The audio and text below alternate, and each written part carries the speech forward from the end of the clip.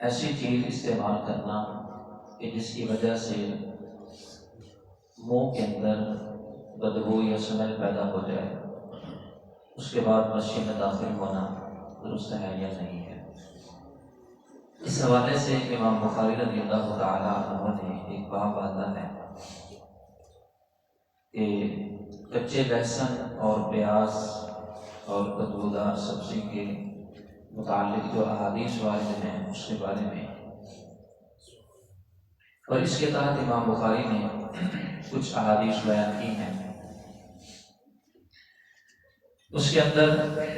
جو پہلی حدیث ہے، تو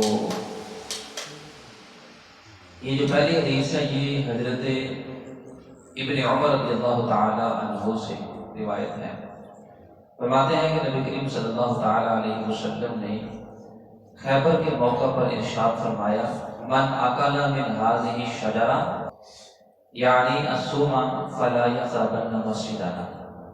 جس نے اس درخت میں سے کھایا یعنی لہسن کے درخت میں سے کھایا وہ ہماری مسجد کے قریب نہ آئے۔ اس کے علاوہ جو دوسری حدیث ہے اس میں کیا الفاظ ہیں؟ نبی کریم صلی اللہ علیہ وسلم نے ارشاد فرمایا، من اکل من هذه الشجرہ یرید الثوم فلا یغشانا فی مسجدنا، فرمایا کہ جو اس درخت میں سے کھائے، اسے آپ نے لہسن کا ارادہ کیا، جس کو ہم تھوم بولتے ہیں، یہ جو سبزی عموماً مثالے کے اندر پڑتی ہے نا، تھوم، لہسن۔ فرمایا کہ جو اس میں سے کھائے وہ ہماری مسجد کو نہ ڈھانپے، یعنی کہ بدبو کے ذریعے سے۔ اسی طرح تیسری حدیث میں ارشاد فرمایا کہ نبی کریم صلی اللہ علیہ وسلم نے ارشاد فرمایا کہ من اکل ثوما او بصلا فلیعتزلنا او قال فلیعتزل مسجدنا ولیقعد فی بیتہ، فرمایا جس نے لہسن یا پیاز کھایا وہ ہم سے دور رہے، یا فرمایا کہ وہ ہماری مسجد سے دور رہے اور اپنے گھر میں بیٹھے۔ پھر اس کے حوالے سے ایک واقعہ بھی بیان کیا گیا کہ حضور صلی اللہ علیہ وسلم کی بارگاہ میں ایک پتیلی دیگچی لائی گئی جس میں کچھ سبزیاں تھیں، آپ کو ان سے بدبو آئی، آپ نے ان کے متعلق سوال کیا تو آپ کو بتایا گیا کہ یہ فلاں فلاں سبزی ہے، تو آپ نے فرمایا کہ ان کو ان بعض اصحاب کے قریب کر دو جو اس وقت آپ کے ساتھ صحابہ بیٹھے ہوئے تھے۔ جب آپ نے ان کو دیکھا اور کھانے کو ناپسند کیا تو آپ نے فرمایا کہ تم کھاؤ، میں اس ذات سے سرگوشی کرتا ہوں جس سے تم سرگوشی نہیں کرتے۔ اور پھر اس کے حوالے سے آخری حدیث جو امام بخاری نے نقل کی ہے اس حوالے سے فرمایا، من اکل من هذه الشجرہ فلا یقربنا او لا یصلین معنا، جو اس میں سے کھائے وہ ہمارے قریب نہ آئے یا فرمایا کہ ہمارے ساتھ نماز نہ پڑھے۔ اب یہ 4-5 حدیثیں امام بخاری رضی اللہ تعالی عنہ نے بیان فرمائی ہیں تھوم کے متعلقہ اور پیاز کے متعلقہ۔ اس سے ان چیزوں کی جو کچی حالت ہوتی ہے نا وہ مراد ہے، کیونکہ جب یہ چیزیں پک جاتی ہیں ان کی جو سمیل ہوتی ہے، بدبو ہوتی ہے، وہ ختم ہو جاتی ہے۔ اسی طرح کچا گوشت ہے تو اس کی ایک اپنی سمیل ہے، بدبو ہے، لیکن جب اس کو پکا لیا جاتا ہے اس کی تمام بدبو ختم ہو جاتی ہے۔ اور اس حوالے سے محدثین نے توضیح فرمائی ہے کہ اس سے کچی سبزیاں مراد ہیں، اور یہ سرکار صلی اللہ علیہ وسلم نے صرف ان دو کا جو ذکر ہے یہ صراحت کے ساتھ فرمایا ہے، ورنہ مطلقاً ہر وہ چیز یہاں مراد ہے جس کے کھانے سے منہ میں بدبو پیدا ہو جائے، اس کا تعلق چاہے سبزی کے ساتھ ہو، اس کا تعلق چاہے کسی اور چیز کے ساتھ ہو۔ اس طرح دیکھیں نا کہ ہمارے ہاں وہ مسواک چلتی ہے، سگریٹ چلتا ہے، اس کے علاوہ اور دوسری تیسری چیزیں چلتی ہیں، تو ہر وہ چیز جس کے کھانے سے منہ میں بدبو اور سمیل پیدا ہو جائے اس کو کھا کر مسجد میں آنے کی اجازت نہیں ہے۔ حدیث شریف میں سختی سے منع کیا گیا ہے، اور علماء نے اس کو مکروہ کے درجے میں رکھا ہے کہ یہ فعل مکروہ ہے۔ مکروہ کیوں ہے؟ اس کی ایک وجہ تو یہ حدیث بیان فرما دی گئی نا کہ میں چونکہ اللہ سے سرگوشی کرتا ہوں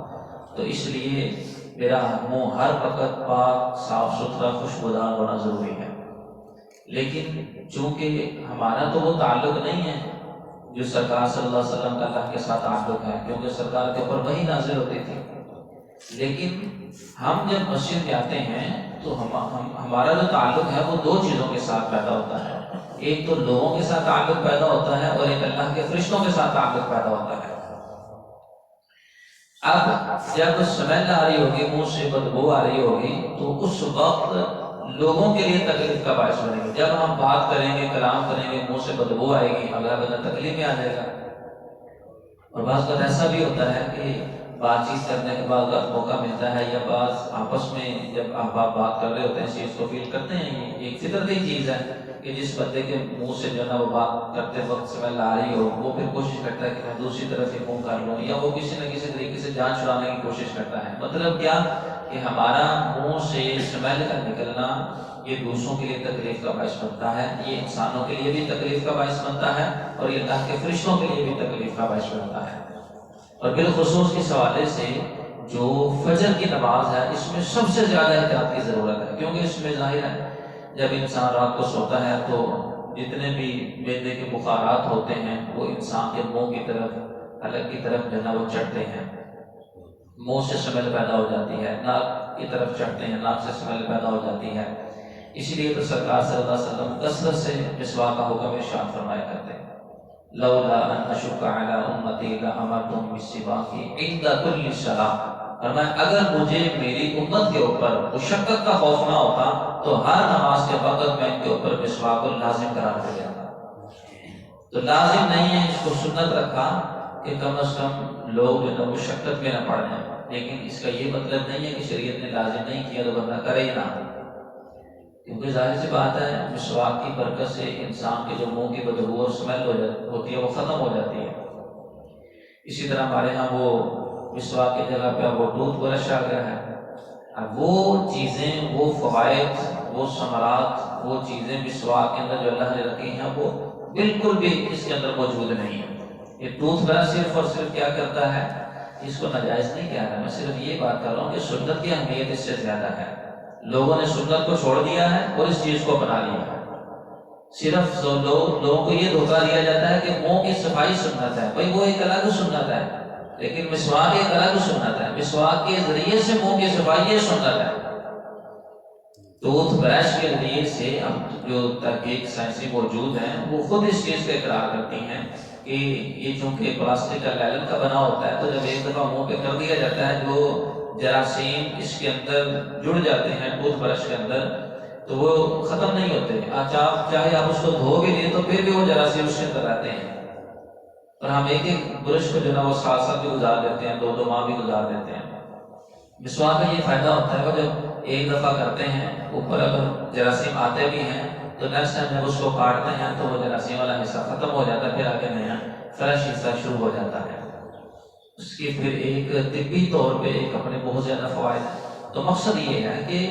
سرکار صلی اللہ علیہ وسلم نے یہ جو مسواک کا حکم دیا ہے، ایک تو اس میں معدے کے لیے تقویت ہے، جسمانی بہت زیادہ فوائد ہیں، دانتوں کی صفائی ہے، دانتوں کی مضبوطی ہے، مسوڑوں کی مضبوطی ہے۔ یہ عموماً جو لوگ مسواک کرتے ہیں ان کے دانتوں کی جو لمٹ ہے وہ زیادہ ہو جاتی ہے، جو اس سے دور بھاگتے ہیں ان کی لمٹ بھی کم ہو جاتی ہے، کمزوری بھی آتی ہے اور دانت جلدی بھی لوگوں کے گر جاتے ہیں، بیماریوں کا شکار ہو جاتے ہیں۔ معدے کے لیے مسواک سے بہتر کوئی چیز نہیں ہے، جتنے مرضی علاج کر لیں آپ، روزے اور مسواک سے بہتر معدے کے لیے اللہ نے کوئی چیز نہیں بنائی، لیکن ہم اس چیز کو اگنور کرتے ہیں۔ تو مطلب یہ ہے بات کرنے کا کہ فجر کے اندر بالخصوص ہمیں بہت زیادہ احتیاط کی ضرورت ہے کہ ہم منہ صاف ستھرا رکھیں اور مسواک کر کے تو پھر مسجد میں داخل ہوں۔ اگر ہمارے منہ سے بدبو آ رہی ہے تو پھر ہمارے لیے مسجد میں داخل ہونا مکروہ ہے، جب تک بدبو ظاہر نہ ہو جائے۔ ورنہ عام نمازوں کے اندر حکم یہ ہے کہ چونکہ عام نمازوں میں سونے کا سسٹم بہت کم ہوتا ہے، اس لیے بدبو بھی کم ہوتی ہے، انسان کام شام میں مصروف ہوتا ہے، جس کی وجہ سے معدہ متحرک رہتا ہے اور سمیل منہ میں جمع نہیں ہوتی، پانی پیتا رہتا ہے، کلیاں کرتا رہتا ہے، کوئی نہ کوئی شاید کھاتا پیتا رہتا ہے۔ تو بہرحال مسجد کے اندر داخلے کے لیے شرط کیا ہے کہ منہ میں بدبو موجود نہ ہو۔ سگریٹ پیا ہے تو اس کو اچھے طریقے سے کلی کر کے اس کی جو سمیل ہے وہ اس کو باہر ختم کیا جائے۔ کوئی اور چیز کھائیے، نسوار کھائیے، جب تک اس کی سمیل ختم نہیں ہو جاتی مسجد میں داخل ہونا یہ مکروہ ہے۔ تو اس حوالے سے ہمیں اس چیز کی بہت زیادہ احتیاط کرنی چاہیے تاکہ ہماری وجہ سے نہ تو لوگوں کو تکلیف ہو اور ہماری وجہ سے نہ اللہ کے فرشتوں کو تکلیف ہو۔ کیونکہ جو فرشتے ہوتے ہیں نا، ان کے بارے میں یہ بات یاد رکھیں، قرآن کی جو عبادت ہے، فرشتے سجدہ کرتے ہیں، فرشتے رکوع کرتے ہیں، فرشتے تسبیحات پڑھتے ہیں، فرشتے تمام عبادات کرتے ہیں، لیکن قرآن کی جو نعمت ہے یہ اللہ تعالیٰ نے امت محمدیہ کو عطا فرمائی ہے۔ علماء نے ترجیح فرمائی کہ فرشتے خود قرآن نہیں پڑھتے، لیکن جو قرآن پڑھتا ہے، یہاں تک روایت میں موجود ہے کہ فرشتے اتنا سکون حاصل کرتے ہیں کہ اس بندے کے منہ پہ منہ رکھ کے قرآن کی لذت کو محسوس کرتے ہیں۔ تو جب ہمارے منہ سے بدبو آ رہی ہوگی تو اللہ کے نورانی فرشتوں کو تکلیف ہوگی کہ نہیں ہوگی؟ وہ اس سے تکلیف محسوس کرتے ہیں۔ اس لیے اس چیز کے اوپر فوکس کیا گیا کہ تمہیں مسجد کے اندر قریب نہیں آنا، فرمایا فلا یقربنا، وہ ہماری مسجد کے قریب بھی نہ آئے، داخل ہونا تو دور کی بات ہے، دروازوں پہ بھی فرشتے موجود ہوتے ہیں، قریب بھی نہ آئے۔ تو اس لیے اس حوالے سے ہمیں کچھ نہ کچھ احتیاطی پہلوؤں کو اپنانا ہوگا تاکہ معاشرے کے اندر جو ہمارا ایک اسٹیٹس ہے وہ ایک اچھا اور نمایاں ہو۔ اس بندے کے منہ سے اسمیل آتی ہے، لوگ پھر اسے بھی کھاتے ہیں، اسے دور بھاگتے ہیں۔ اور اس حوالے سے طبی بھی بہت زیادہ نسخے موجود ہیں اور روحانی نسخے بھی موجود ہیں۔ اس حوالے سے جو چھوٹی الائچی ہے اس کا کثرت سے استعمال کرنا، سونف کا کثرت سے استعمال کرنا، یعنی ہر کھانے کے بعد ایک چھوٹی اگر بندہ سونف کا استعمال کر لیتا ہے، اس کو چباتا رہے تو یہ خوشبودار چیز ہے، منہ میں خوشبو پیدا ہو جائے گی اور جو معدے کی جو کمی بیشی ہے وہ ختم ہو جائے گی، کیونکہ یہ ہاضم ہوتی ہے، ہاضمہ دار ہوتی ہے۔ چھوٹی الائچی جو ہے نا وہ یہ کم استعمال کرنی چاہیے، لیکن یہ بھی خوشبو پیدا کرتی ہے۔ اگر کسی کو مسئلہ ہو تو اس کو چاہیے کہ مسجد میں داخل ہونے سے پہلے کچھ سونف کا استعمال کر لے یا چھوٹی الائچی کا استعمال کر لے تاکہ جو اسمیل ہے وہ ختم ہو جائے۔ باقی اس کے علاوہ اصل جو چیز ہے وہ معدے کا علاج ہے، وہ معدہ درست ہو تو اسمیل پیدا نہیں ہوتی۔ اور مسواک کو ضرور لازم اختیار کرنا چاہیے۔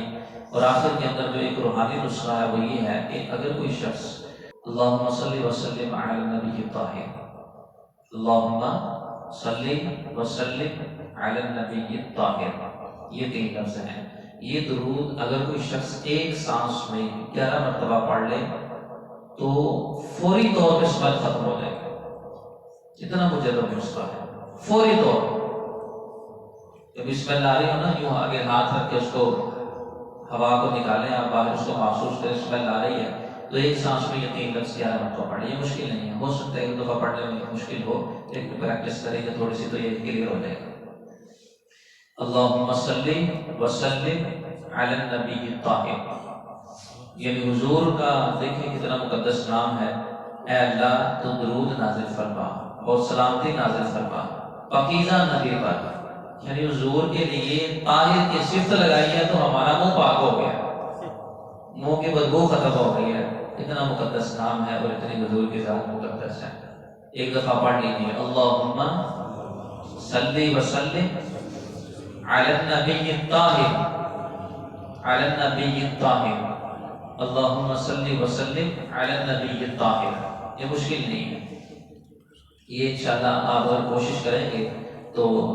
یہ چند سیکنڈ کا کام ہے۔ یہ آپ کے اگر مثلا ہو گیا نا، آپ کے زبان کے اوپر چڑھ جائے ایک دفعہ تو پھر بآسانی آپ اس کو پڑھ لیا کریں گے، اور ہو سکے تو چلتے پھرتے اس درود کو پڑھتے رہا کریں تاکہ وہ ابتدان پیدا ہو ہی نہ سکے، جب بھی دیکھیں منہ سے جناب وہ حضور صلی اللہ علیہ وسلم کے نام کی برکت سے خوشبو آ رہی ہوگی انشاءاللہ۔